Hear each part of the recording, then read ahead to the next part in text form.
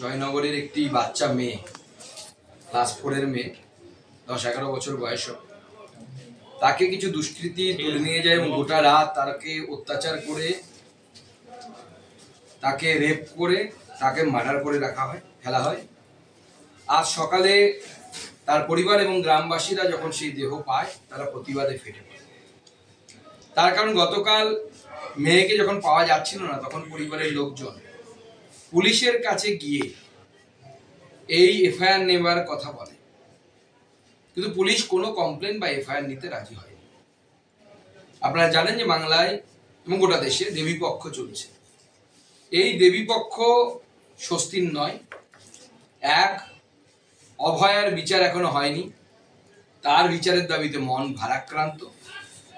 অত্যাচারের যাবতীয় তথ্য প্রমাণ নষ্ট করার জন্য যেভাবে দুর্বৃত্তদেরকে বাঁচানোর চেষ্টা হয়েছে, সেজন্য মানুষের মধ্যে আক্রোশ আছে, মানুষ রুষ্ট এই সরকারের উপরে, মমতা বন্দ্যোপাধ্যায়ের উপরে। এবার দেবীপক্ষের মধ্যে যেভাবে জয়নগরের বিজয়াকে নির্যাতন করে, তাকে ধর্ষণ করে মারা হয়েছে, একজন নাগরিক হিসেবে, মেয়ের বাবা হিসেবে আমি ঠিক করেছি যে আমার বহু জায়গায় বারোয়ারি পুজোতে পুজো উদ্বোধন করার যাওয়ার কথা ছিল। আমি মণ্ডপে যাব, কিন্তু কোথাও পুজো উদ্বোধনে যাব না। আমি এইভাবে প্রতিবাদ জানাবো এবং যে মণ্ডপে যাব সেখানে মায়ের কাছে গিয়ে প্রার্থনা করব যে সরকার আমাদের মেয়েদেরকে, আমাদেরকে মায়েদেরকে অত্যাচারের হাত থেকে রক্ষা করতে পারছে না, সেই সরকারকে যেন মা শাস্তি দেয় এবং সেই সরকারকে উৎখাত করার ব্যবস্থা করে। আমি মণ্ডপে যাব, মাকে হাত জোর করে প্রণাম জানাবো, কিন্তু সেটা প্রতিবাদের সামিল হওয়ার মতো, সেটা কোনো উৎসব নয় এবং কোনো উদ্বোধনে আমি যাব না, এই সিদ্ধান্ত নিয়েছি। এবং আগামীকাল যদি সব ঠিকঠাক থাকে, আমি জয়নগরেও পৌঁছবো। এই অত্যাচারের বিরুদ্ধে প্রত্যেকটি মানুষের প্রতিবাদ করা উচিত। এবং যে ধরনের ঘটনা জয়নগরে ঘটেছে, এটিও শুধুমাত্র সাধারণ রেপ এবং মার্ডারের ঘটনা নয়। এই ঘটনা অত্যন্ত চিন্তার ঘটনা, অত্যন্ত মন খারাপ করে দেওয়ার ঘটনা। এবং আমার মনে হয় যে এই ঘটনা বন্ধ হওয়া উচিত এবং এই সরকার সম্পূর্ণরূপে ব্যর্থ। এই রাজ্যের ব্যর্থতম মুখ্যমন্ত্রী এবং নারী সুরক্ষার ক্ষেত্রে ব্যর্থতম মুখ্যমন্ত্রী হচ্ছে মমতা বন্দ্যোপাধ্যায়। তার নাম মমতা বন্দ্যোপাধ্যায়।